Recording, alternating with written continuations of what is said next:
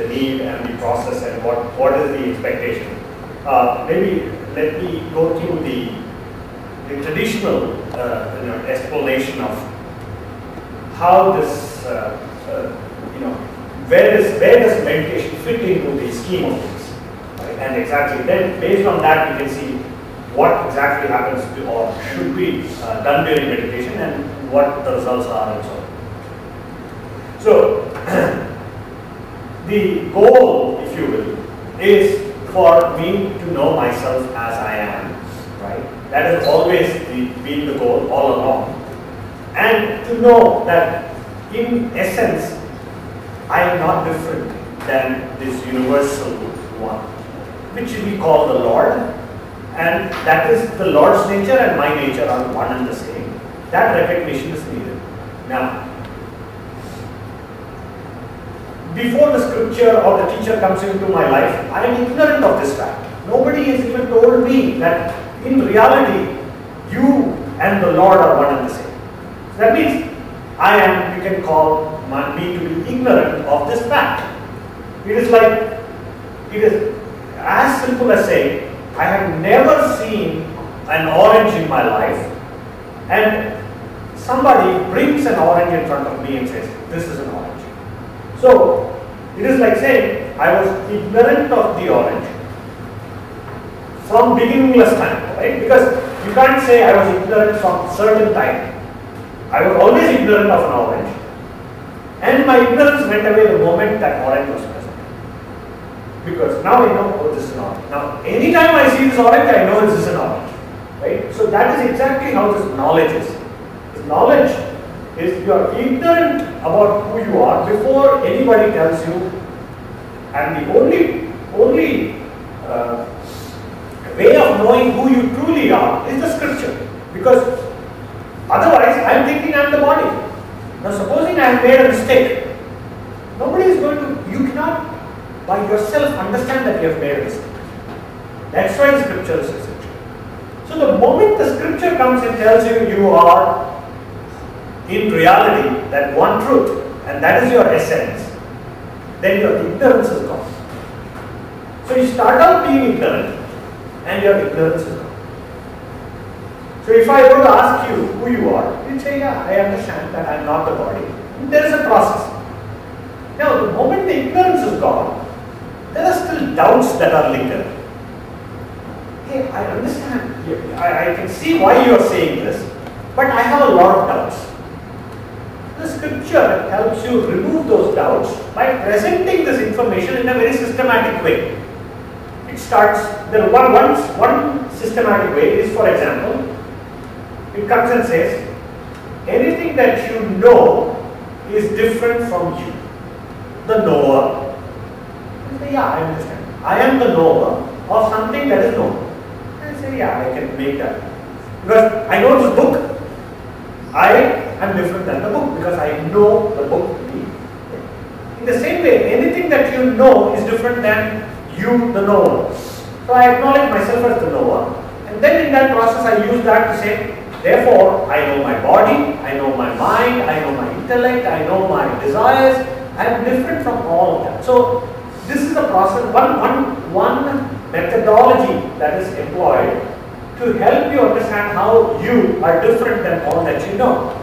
And then you say, okay, lead that to that conclusion that therefore in that process, all that you can say about yourself truly is that I exist. That's about the only thing you can say firmly about yourself. You cannot say I am X, I am Y. I am not any of this is all you can say also. I can always say I am not anything that I think myself to be, but I am. That's the conclusion you arrive at. And you also say, I am and I know I am. These two things are inseparable. You cannot separate the fact that you know you are and that you are. These are called existence and consciousness. And scripture says that is your nature, existence and consciousness. And you're fundamentally, you are of the nature of freedom and joy. That is your fundamental nature, because you are always seeking what is most desirable to you, which is joy and peace. That is your nature. You will always find that any amount of agitation that you have, any desire you have, anything that you have, is so that you can find the peace and the joy and the happiness. So that is your true nature. This is what the scripture says, and that is a systematic process. So I start off being ignorant, scripture comes and removes my ignorance.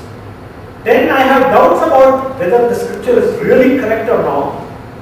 With the systematic reflection, it allows and removes these doubts.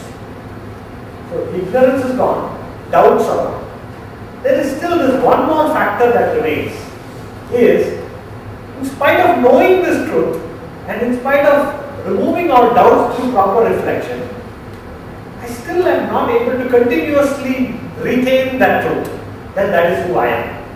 That is called, because I have contrary notions to who I am. So in general, I continue to behave like I am the body.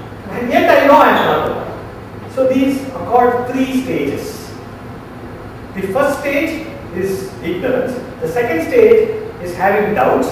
The third stage is having contrary notions, in spite of removal of ignorance and removal of doubts. So for each of these, one specific action or activity is prescribed. To remove ignorance, the only action is needed is knowledge. That means listening, scripture or reading or living, because that is the only way that ignorance will go, is by knowing. Opposite of ignorance is knowledge. So either scriptural teaching through the teacher is what is needed for removal of ignorance. And what happens if you are the most prepared student, that is all that is needed. You don't have any doubts and you can continue to retain that knowledge as my truth. Thus, if there are doubts that come, they have to be removed through reflection. It's called manana. The first portion where you hear about the knowledge is called shravana. So shravana, the second is reflection, which is called manana. And the third, if you have contrary notions, in spite of having known who you are, and yet continue to live this life as though I am still this body and still this mind and so on, that is when nididhyasana or meditation comes in use. So the question is, what is it? The purpose of meditation is not to figure out who I am, because I already know who I am. It's not to remove all doubts, because I have already removed doubts through constantly thinking about why I am not this and why I have to be consciousness, why I have to be existence consciousness and of the nature of supreme.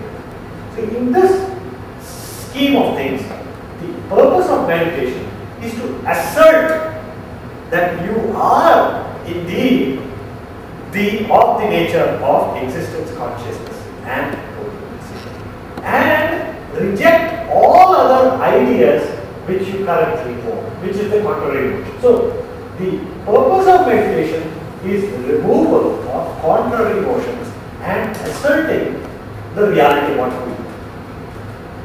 Now, to prepare for that, many other things have to happen, because you cannot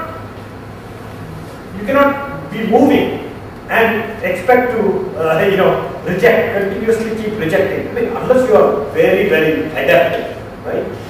Normally you will have to sit down, right? You will have to kind of say, I'm not going to do anything else now, because I want to stay focused on how I want to remove this contrary notion. And you want to kind of start physically being very disciplined. You sit in a proper place, try to minimize distractions, because you're going to use your mind and your intellect for this exercise. So you don't want your mind to be wandering. So all the effects of things like mind, you don't want it to wander. When mind doesn't wander, you naturally will find yourself peaceful.